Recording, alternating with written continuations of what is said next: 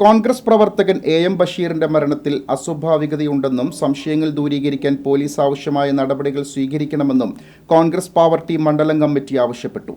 അർദ്ധരാത്രിയിൽ പാവർട്ടി 3 സ്റ്റാർ നഗറിന് സമീപമുള്ള റോഡരികിൽ ബഷീറിന്റെ മൃതദേഹം നൈറ്റ് പെട്രോളിനെത്തിയ പോലീസ് സംഘമാണ് കണ്ടെത്തിയത്.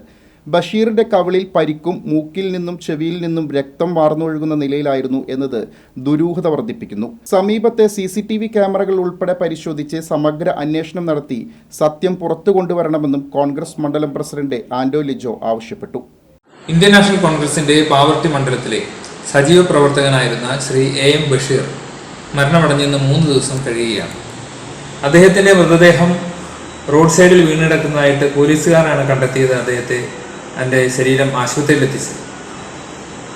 പോലീസ് അധികാരികളുടെ വിശദീകരണത്തിൽ അദ്ദേഹം വീണ് പരിക്കേറ്റ് മരണമടഞ്ഞു എന്നാണ് പറയുന്നത്. പക്ഷെ മൃതദേഹം കണ്ട ഞങ്ങൾ ഉൾപ്പെടെയുള്ള കോൺഗ്രസിൻ്റെ പ്രവർത്തകരെല്ലാം മനസ്സിലാക്കുന്നത് അദ്ദേഹത്തിൻ്റെ ചെവിയിൽ നിന്നും മൂക്കിൽ നിന്നെല്ലാം രക്തം വാർന്നൊഴുകുകയും മുഖത്ത് പരിക്കുകളും ഉണ്ടായിരുന്നു. അപ്പോൾ ഇതിൽ ഒരു ദുരൂഹതയുണ്ട് എന്നുള്ള രീതിയിൽ പോലീസ് അധികാരികളുമായിട്ട് സംസാരിച്ചിരുന്നു. പക്ഷേ ഇതുവരെ കാര്യമായ അന്വേഷണ പുരോഗതിയൊന്നും കാണുന്നില്ല. ആ പ്രദേശത്തെ CCTV ക്യാമറകൾ ഉൾപ്പെടെ പരിശോധിക്കാനായിട്ട് ആവശ്യപ്പെട്ടിട്ടുണ്ട്.